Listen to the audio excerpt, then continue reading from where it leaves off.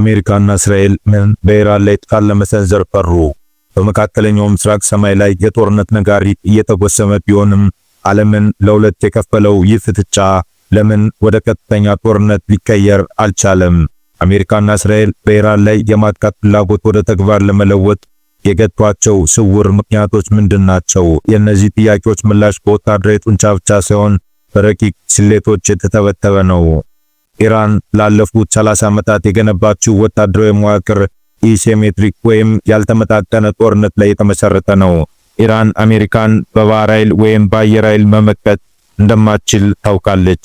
በመሆኑም የገነባችው ስልት የመግታት ሚዛን ይባላል። ኢራን በመካከለኛው ምስራቅ ግዙፉን የባላስቲክ ሚሳኤል ክምችት የያዘች ሀገር ናት። ማንኛውም ጥቃት ቢሰነዘርባት በደቂቃዎች ውስጥ በመቶዎች የሚቆጠሩ ሚሳኤሎችን ወደ እስራኤል ከተሞችና በአካባቢው ወደሚገኙ የአሜሪካ የጦር ሰፈሮች የማዝነብ አቅም አላት። ከሊባኖስ ሂዝቦላ እስከ የመኑ ሁቲ ድረስ ያሉት ኃይሎች የኢራን የፊት መስመር ተከላካዮች ናቸው። እስራኤል ኢራንን ከመታች ሂዝቦላ ሰሜናዊ እስራኤልን ሲኦል ሊያደርጋት እንደሚችል ስጋት አለ። አሜሪካ ጥቃት ከመዘንዘሯ በፊት የምታሰለው ትልቁ ጉዳይ የነዳጅ ገበያን መሆኑ ይታወቃል። የዓለም 20% የሚሆነው የነዳጅ ገበያ የሚያልፍበት የሆርሙዝ ሰርጥ በኢራን ቁጥጥር ስር ነው። ጦርነቱ ከተጀመረ ኢራን ይህንን መስመር ልትዘጋው ትችላለች። ይህ ደግሞ የነዳጅ ዋጋን ሰማይ በማድረስ የአሜሪካና የአውሮፓን ኢኮኖሚ ያሽመደምደዋል ይላሉ የጂኦፖለቲካ ተንታኞች። እስራኤል ትላለች ኢራን የኒውክሌር መሳሪያ ከያዘች አበቃልን ብላ ታምናለች። የኢራን የኒውክሌር ተቋማት እንደ ኢራቁ ኦሽራክ በአንድ ጀንበር የሚጠፉ አይደሉም። በድብቅ ተራራዎች ውስጥና በመሬት ስር የተቆፈሩ በመሆናቸው ጥቃቱ ፕሮግራሙን ለጥቂት ዓመታት ከማዘግየት ባለፈ ሙሉ በሙሉ አያጠፋውም። እስራኤል በአሁኑ ወቅት ከሐማስና ከሂዝቦላ ጋር በገባችበት ውጥረት ላይ ሌላ ግዙፍ ግንባር ከኢራን ጋር መክፈት በአገሪቱ ውስጥ ደህንነትና ኢኮኖሚ ላይ ከባድ ጫና ይፈጥራል። ዋሽንግተን ከአፍጋኒስታንና ከኢራቅ ጦርነቶች የተማረችው ትልቅ ትምህርት አለ። ጦርነት መጀመር ቀላል ቢሆንም መጨረስ ግን እጅግ አስቸጋሪ ነው። በኢራን ላይ የሚደረግ የአየር ድብደባ ወደ ምድር ወረራ ካላመራ ውጤቱ ዝቅተኛ ነው። ወረራ ደግሞ በሚሊዮን የሚቆጠሩ ወታደሮችና ትሪሊየን ዶላሮችን ይጠይቃል። ይህ ደግሞ በአሁኑ ወቅት በአሜሪካ ሕዝብ ዘንድ ተቀባይነት የሌለው አማራጭ ነው። በአሁኑ ሰዓት ያለው ሁኔታ ጦርነት የለም ሰላምም የለም በሚል ይገለጻል። አሜሪካና እስራኤል ጥቃትን እንደ መጨረሻ አማራጭ ይዘውት ቢቆዩም በምትኩ ግን የሳይበር ጥቃቶችን፣ የኢኮኖሚ ማዕቀቦችና ዲፕሎማሲያዊ ጫናዎችን እንደ ዋና መሳሪያ እየተጠቀሙ ይገኛሉ። ኢራንም በበኩሏ ካልነኩኝ አልነካም በሚል ስልት አቋሟን ማሳየቷን ቀጥላለች። በኢራን ላይ የሚፈጸም ማንኛውም ወታደራዊ ጥቃት የዓለምን የነዳጅ ገበያ የሚያናጋ ቀውስ እንደሚያስከትል የኢራን ከፍተኛ ባለስልጣናት አስጠንቅቀዋል። የኢራን የውጭ ጉዳይ ምክር ቤት ዋና ጸሐፊ ጀላል ዴጋኒ ፔርዛባዲ እንደገለጹት በቀጣናው ጦርነት የሚቀሰቀስ ከሆነ አገራቸው ስትራቴጂካዊ የሆነውን የሆርሙዝ ሰርጥ ለመዝጋት እንደምትገደድ አመልክተዋል። የእርምጃ ከተወሰደ ደግሞ የዓለም አቀፍ የኃይል አቅርቦት መስመር አደጋ ላይ እንደሚወድቅ ገልጸዋል።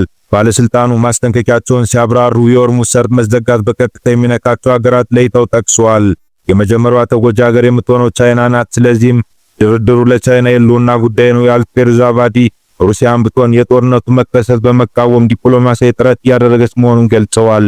ኢራን በአሁኑ ወቅት ከአሜሪካ ጋር እያደረገች ያለችውን ንግግር እንደ ትልቅ ስኬት ነው የምትመለከተው ብለዋል። አሜሪካ ለኢራን የኒውክሌር መርሃ ግብር ወታደራዊ መፍትሄ እንደሌለው ተረድታ ወደ ድርድር ጠረጴዛ መምጣቷ ለኢራን የተመዘገበ ድል ነው ሲሉ ዋና ጸሐፊው ተናግረዋል።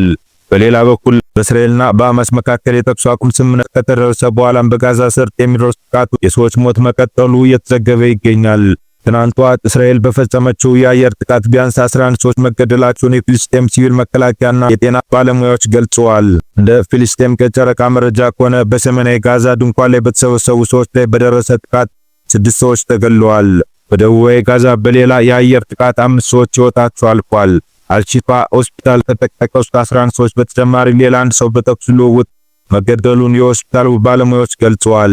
የእስራኤል መከላከያ ኃይል IDF በበኩሉ ጥቃቱን የፈጸመው የተኩስ አቁም ስምምነቱን የጣሱ የሽብር ኢላማዎች ላይ መሆኑን ገልጾ ዋሻ ውስጥ ለውስጥ ወደ እስራኤል ቁጥጥር ስር ባሉ አካባቢዎች የዘለቁ ታጣቂዎችን መግደሉን አስታውቋል።